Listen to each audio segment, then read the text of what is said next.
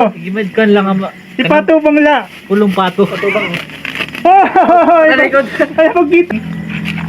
Yung bungo ng taong nakaliping dito.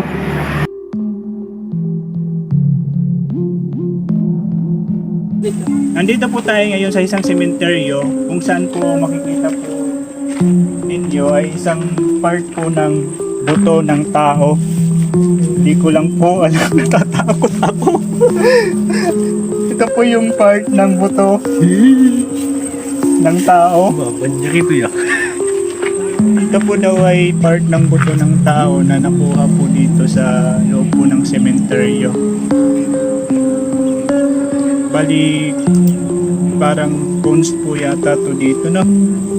Kamay ate yan. Or kamay, dito kamay.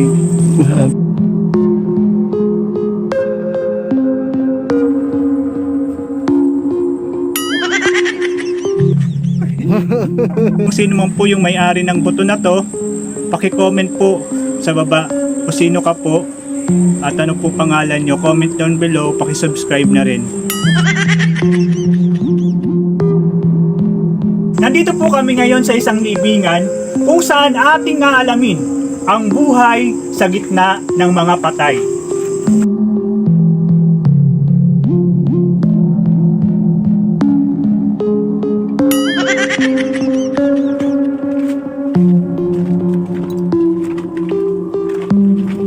So, dito po, yung hanap buhay po namin dito ay marami po.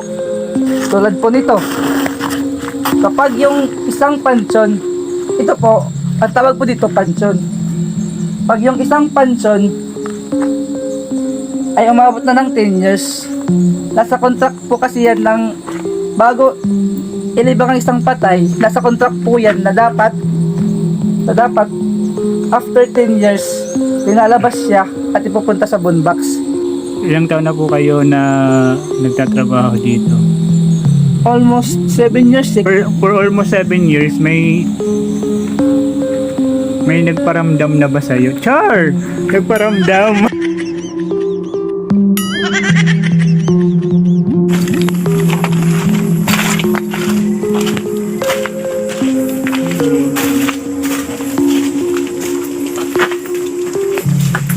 So dito po na parte na dito, meron daw po nagpapakita.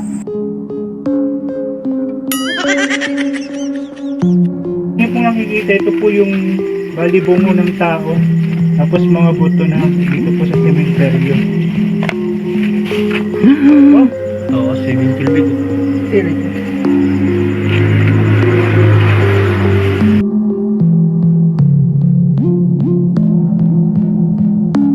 ito po yung bungo ng tao na nandito po sa bone box na pagsasama-samahin para mag-igisa na lang po. Ito po yung hindi pa na-recover or yung na kumbaga lampas na.